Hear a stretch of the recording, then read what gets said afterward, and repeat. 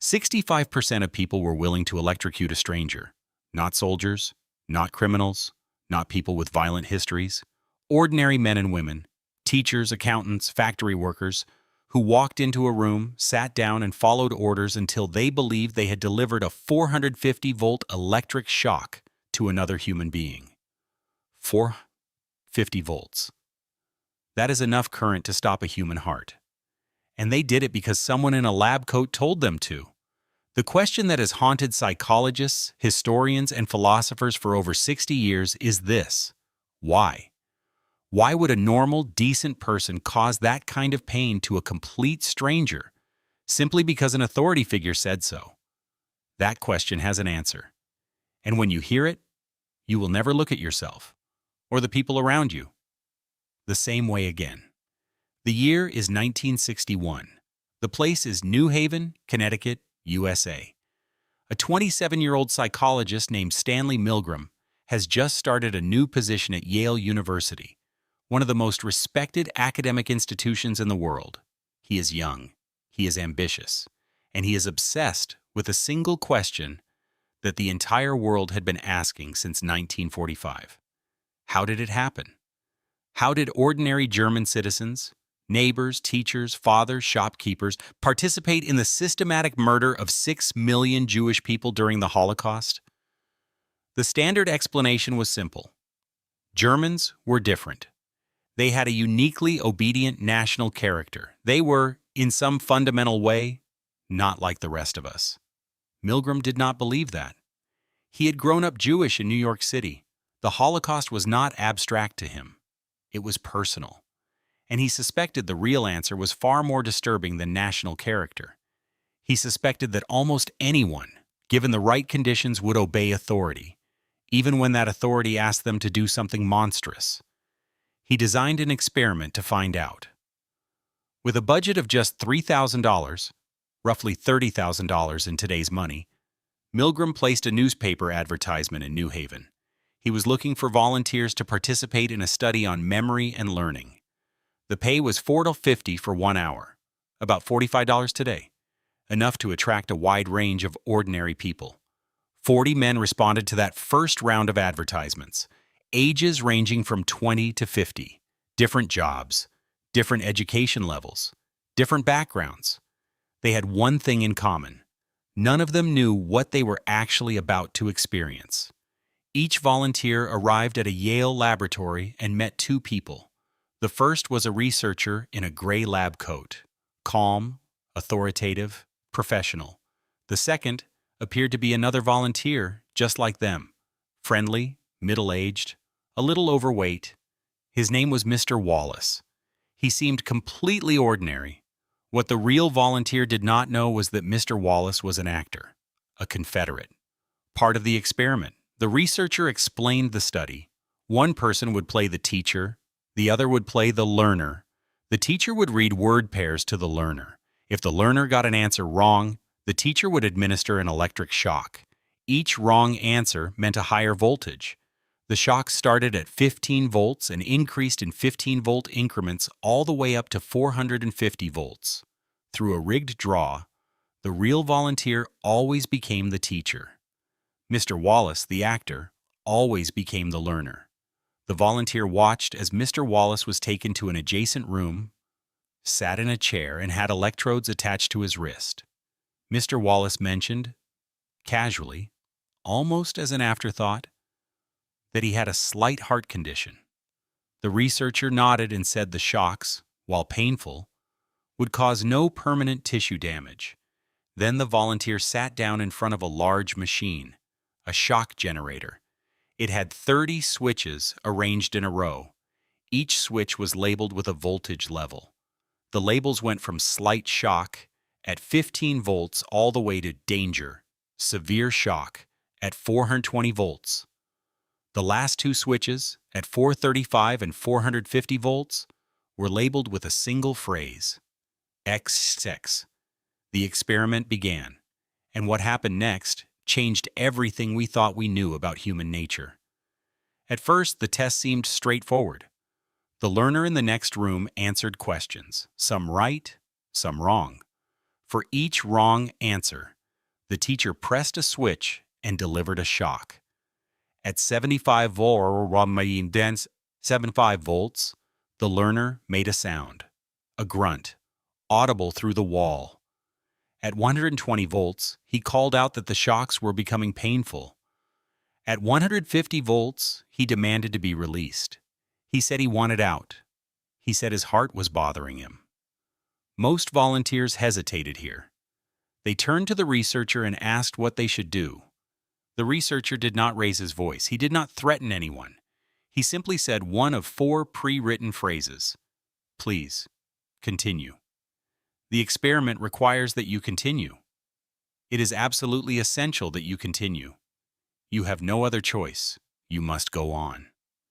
That was it. No gun, no threat, no punishment for stopping.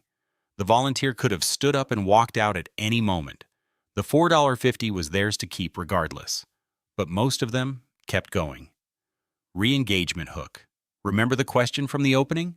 Why would a normal person inflict pain on a stranger just because they were told to?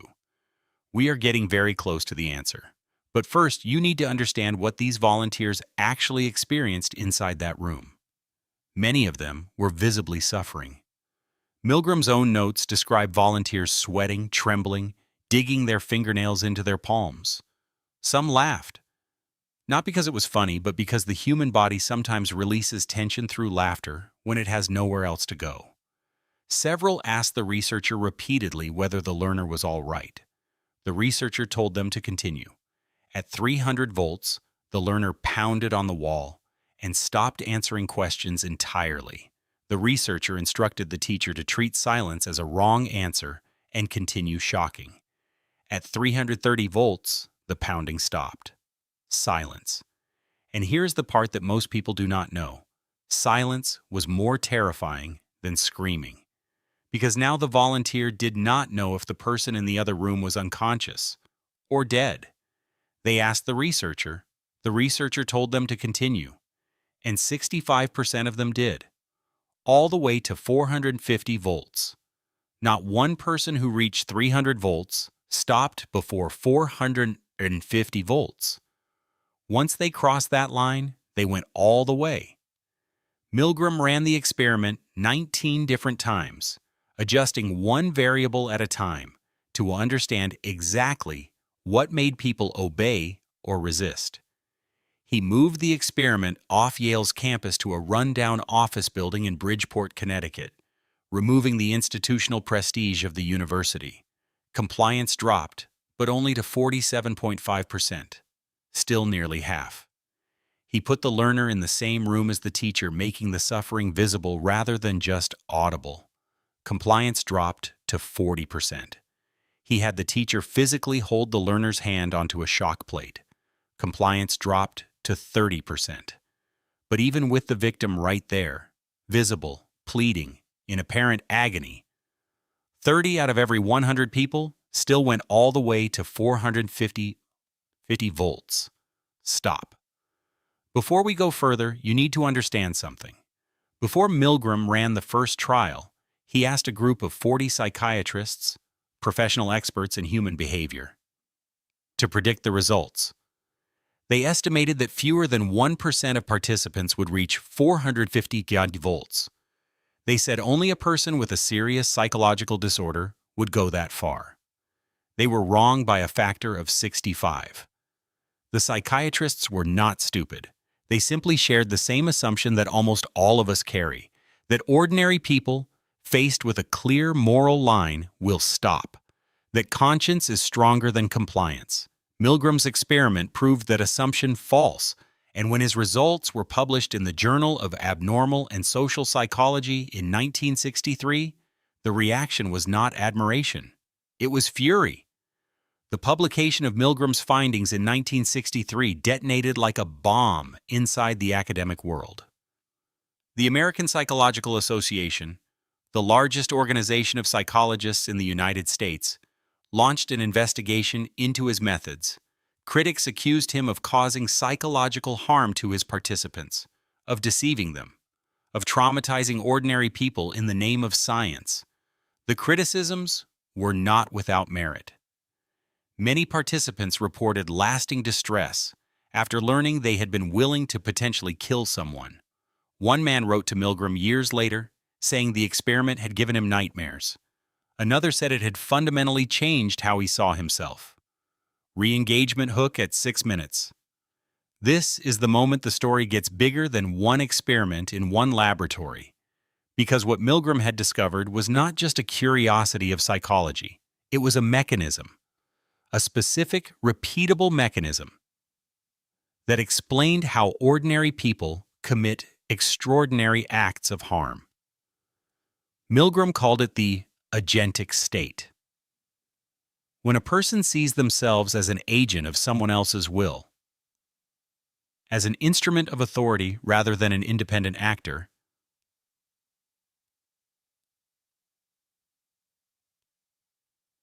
they transfer moral responsibility upward. They stop asking, "Is this right?" They start asking, "Is this what I was told to do?" The implications were not abstract. They stretched directly to the Holocaust.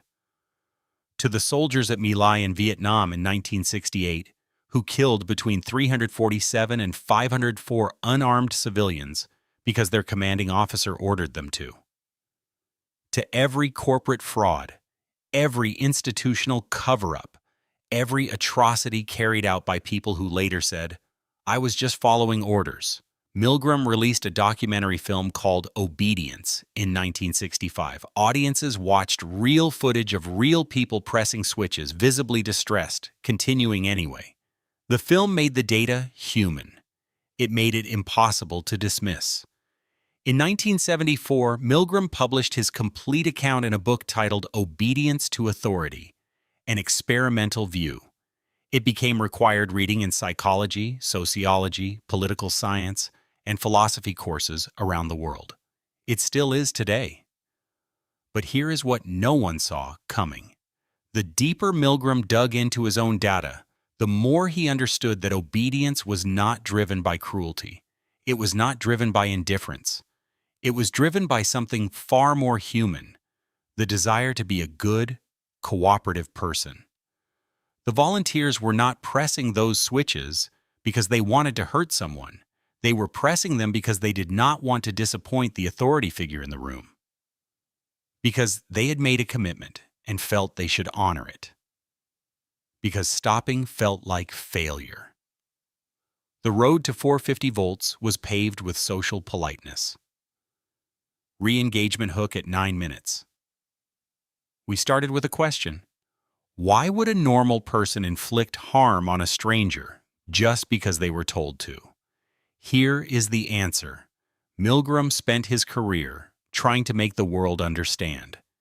It is not because normal people secretly want to cause harm. It is because obedience to authority is built into us. It is a social survival tool, developed over thousands of years of human civilization, where following the rules of a group meant staying alive. The problem is that this tool does not switch off when the authority giving orders is wrong. The problem is that the same mechanism that makes a society function, the same compliance that allows us to build cities, run hospitals, and maintain laws, is the exact same mechanism that allows atrocities to happen.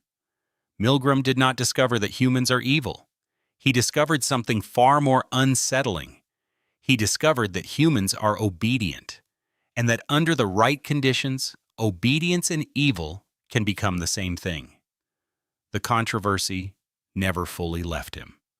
The American Psychological Association suspended his membership for a year. He was denied tenure at Harvard. The experiment that made him famous also made him a permanent target of ethical criticism. Stanley Milgram died of a heart attack on December 20th, 1984. He was 51 years old. The Milgram experiment did not end with Milgram. In 2008, 47 years after the original study, psychologist Jerry Berger at Santa Clara University replicated the experiment with modern ethical safeguards in place. He stopped participants at 150 volts rather than allowing them to go further. His results? 70% of participants were willing to continue past 150 volts.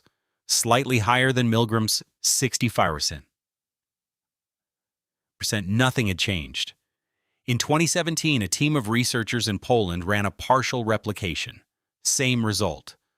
The mechanism Milgram identified in 1961 appears to be consistent across decades, cultures, and continents. This is not a 1960s American phenomenon. This is a human phenomenon. The experiment also permanently transformed the ethics of psychological research.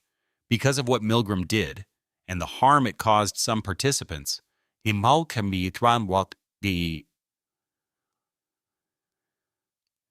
entire field rewrote its rules.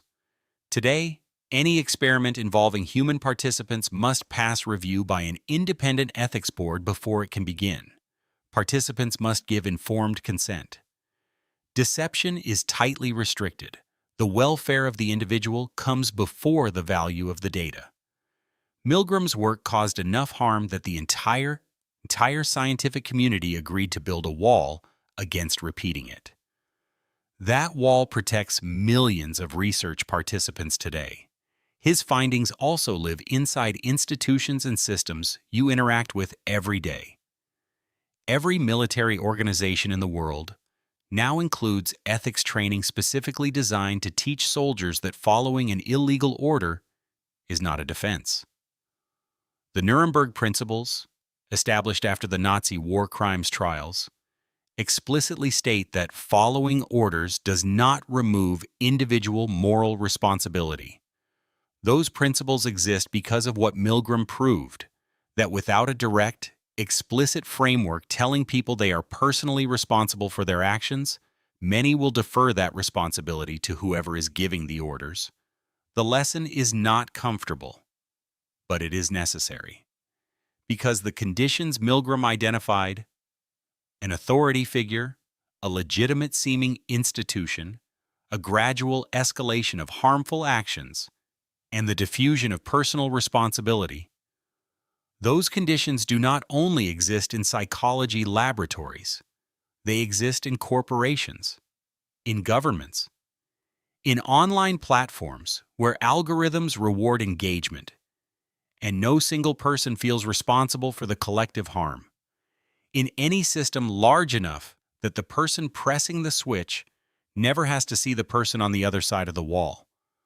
The question Milgram left us with is not, could this happen again?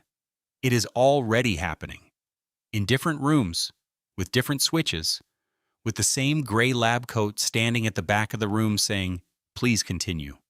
The only protection is the one thing Milgram's experiment measured the absence of: the deliberate, conscious decision to stop and ask, not what am I being told to do, but what am I actually doing? One experiment, $3,000, 40 volunteers, and a discovery that cracked open the darkest corner of human nature. Not the part that wants to cause harm, but the part that simply does not want to say no. If this story made you think differently about yourself, subscribe. We release one of these every week.